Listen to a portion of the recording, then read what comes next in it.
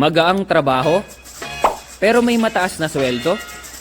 Yan din ba ang hanap mo, kabayan? Kung ganon, subukan mong mag-apply dito sa South Korea. May mga trabaho dito na sobrang dali lang, pero sobrang laki din ng sahod. Kagaya na lang nitong trabaho ko ngayon. Alam nyo ba, na dito sa South Korea, pwede kang mag-apply kahit wala ka pang experience sa pagtatrabaho. Pwede rin dito, ang high school graduate lang din, kagaya ko. Pwede rin dito, yung mga taong hindi nabiyayaan ng tangkad, kagaya ko. Mapababae man o lalaki, baklaman o tomboy, pwede tayong lahat dito. Basta pasok ka lang sa age na 18 to 36 years old. Kaya kung nagbabalak ka mang mag-abroad, I recommend po na dito na rin kayo sa South Korea mag-apply. Kasi bukod sa sweldo mo na 100,000 mahigit kada buwan, ay makakatanggap ka pa ng humigit kumulang 1,000,000 kapag natapos mo yung kontrata mo. O sa madaling salita, back pay o kaya naman separation fee. Pero medyo may kahabaan lang ng konti ang proseso ng pagpunta dito. Pero kung porsigido ka talaga na iahon yung pamilya mo sa hirap, basic lang sa'yo yung mga proseso dito. At ang pinakaunang requirements nga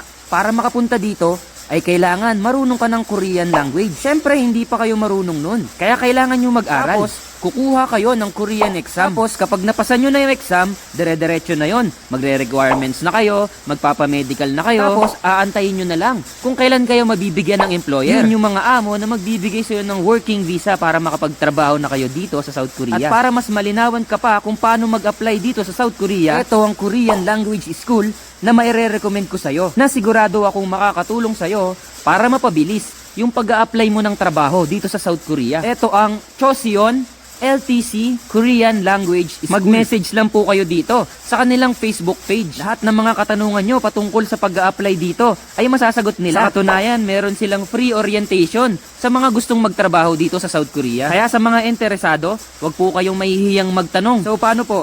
Sana makatulong tong maiksing video para matuloy na yung binabalak mong pag-a-apply ng trabaho dito sa South Korea. Ako po si Basurero TV.